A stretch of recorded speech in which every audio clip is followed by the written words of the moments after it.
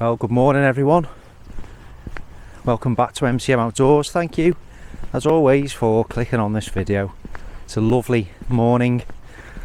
Winter is definitely knocking on the door, and I've decided just to come out. It's not going to be a full length video. It's probably not the best content, but I wanted to bring the camera along. I'm just going out to test out a new ridgeline, try it out, make a coffee in the woods and just soak up a bit of the great outdoors. There's going to be nothing more exciting than that. If that's not your thing, obviously feel free to skip this one. And there's a few things planned. There's a review of the Telemark 2.2 lightweight coming up. There's a review of a budget action camera. With that in mind, I just thought it would potentially help anyone who's thinking about going into the world of recording their outdoor adventures and is on a bit of a budget. So that's coming up. It's a Brave 8 by a manufacturer called Acaso. And yeah, we've got a new ridgeline by Henge Hammocks. Hang on a minute. Oh, it's so funny, every time I press record a car comes barreling past, and it's always the way when I'm out here. But the ridgeline is by a company called Henge Hammocks. It's a continuous ridgeline, and just a shout out to a guy from the group, Joe Husband, who's really getting into his hammock camps at the moment. I've seen him on quite a few. He seems to really be enjoying it. So Joe, it's great to see. Hammock camping is great. It's a great form of enjoying the outdoors. You're not constrained by the ground, wet, muddy, boggy, uneven. You can enjoy it in a hammock. So it's great to see, Joe. I think you're really, learning your trade there. Right, we'll get to our location and speak to you in a bit.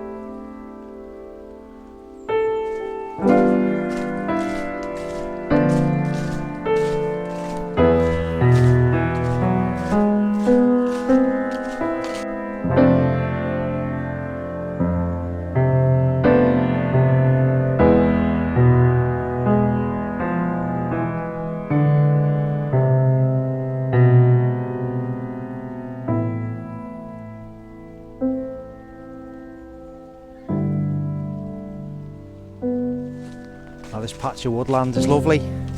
Got many happy memories coming with my little ones, enjoying some hot chocolates. Yeah, so it's a lovely area. There's lots of different places that you can go and sit and make a brew and just relax and have a nice time. Well, here we are in the location. I brought the Trangia just to make a nice warming drink, and yeah, I'm just going to find two suitable trees, get this tarp up. It's a nice 15-metre ridgeline, so got lots of options. Get it tensioned out, get the tarp up. Obviously I don't need a tarp today, it's not raining, but just a bit of a tryout session. There's the old oak right in the corner, fantastic. I'll just show you that. It's said to be very old. I can't tell you exactly how much,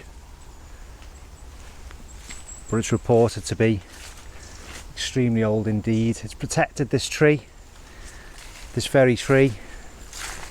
Now the main branch is just splitting, but it's otherwise looking okay. I'll try and do some research and put it in the link below the video, let you know how old it is exactly, but it's great to see under the tails. It could tell, it's probably seen it all.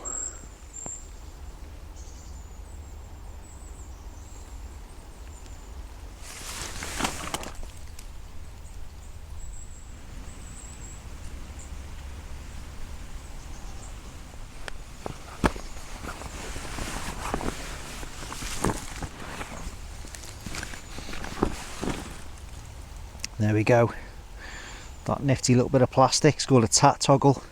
I watched a few videos, let's see if we can get it strung up correctly. You've got a Dutch hook just on one end, on this tat toggle on the other, and these two little claws, there's two of them. They will lock when there's a bit of tension on them, called Narma claws. Nice bit of tarp hardware there on the ridgeline, but let's stop gabbing, let's try and get it up. Right, so this isn't an instructional video per se, but I'll just show you what I've done. There's a Dutch hook on one end, that's your primary attachment point. Gone around this twice, bring it across. We've got our two Narma claws and one just over there, that's going to be used to attach the tarp. We go round this tree, around the tat toggle, we lock that off just with a half hitch just around one end, then around this 3-to-1 mechanical leverage, pulling on that, and then go around again and it just locks into place. Could get a bit tighter if I want, but it's just not strictly necessary. All we need to do now is get the tarp out and attach it to these and pull it nice and taut, and job's a good one. Really simple. On the excess cordage, I just loop around, just keep it off the ground. That's it. So in terms of these Narma claws, all I've done is made a bit of a continuous loop, just with a lark's head knot there. That's how I'm attaching the claws to the tarp. I suppose you could do it directly through the fabric of the eyelets on the tarp there, but I've just elected for this method. And then these actually bite onto the line when they're under tension. Sorry about the focusing, but all we have to do is pull it and it starts to bite, and we've got a nice taut ridge line. They hold there. Just to release it, we just take up a bit of the tension on the line, pull it back, quickly take that off, and job's a good one. But it's a really nice, quick and easy way of achieving a nice taut pitch on your tarp. What I've got to do now is get it pegged out and we'll get the brew on.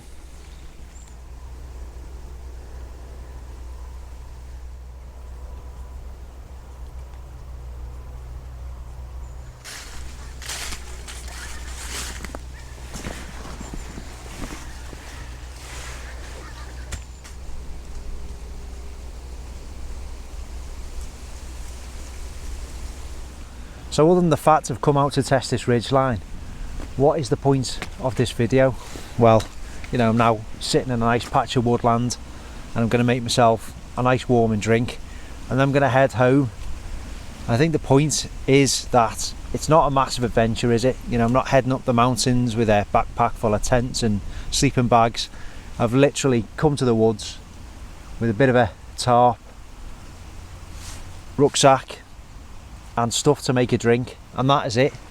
And just coming out doing this, you know, for people that live on their own and they're struggling with a bit of structure to the day, just making the effort, even if it's just a walk, doing something like this really breaks your day up, and it's just a nice bit of relaxation and mindfulness. If you haven't got places like this, go to the park. You might get a few funny looks, but it doesn't matter. Go and find a quiet bit of the park, go and sit, make yourself a hot drink and just look at the sky, look at the trees, take it all in, listen to it all and just relax for half an hour and go back home, and I guarantee you'll appreciate it. It's just the simple things. It doesn't have to be complicated at all to enjoy the outdoors and the benefits that it brings. So I've got the Trangia. It's a nice, quiet, mindful way of cooking, or in this case boiling up some water, and get it out, get it lit, get a nice mocha, sit for 10 or 15 minutes, take it all in, and then pack away to get the stove fired up.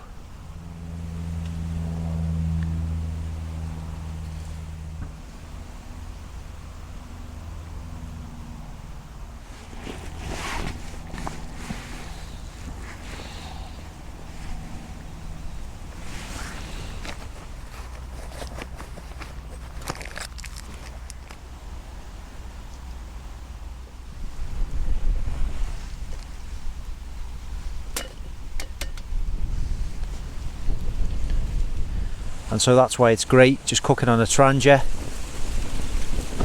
It's pretty much silent, it's the wind picking up just on cue. That's why it's so relaxing when you're cooking on it. Those of you that watch Eric Normark, some of his videos, it's a nice, quiet, peaceful, relaxing way of cooking outdoors, and there's no sound of a stove which interferes with some people's enjoyment. A lot of people like it just quiet, you know, he doesn't put music on his videos, it's just the sounds of nature. Well, where's this wind come from?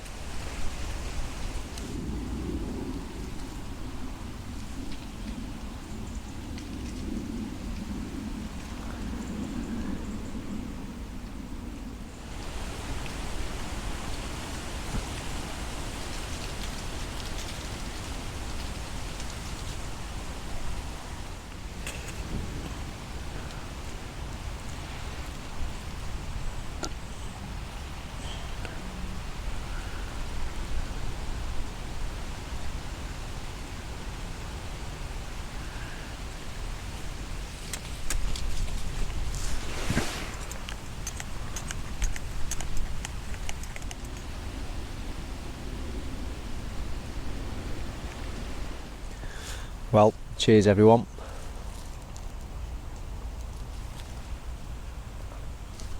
Really nice warming. Sometimes it's just the simple things. I'm going to sit and enjoy this, and we'll get packed up. I'll speak to you before we set off.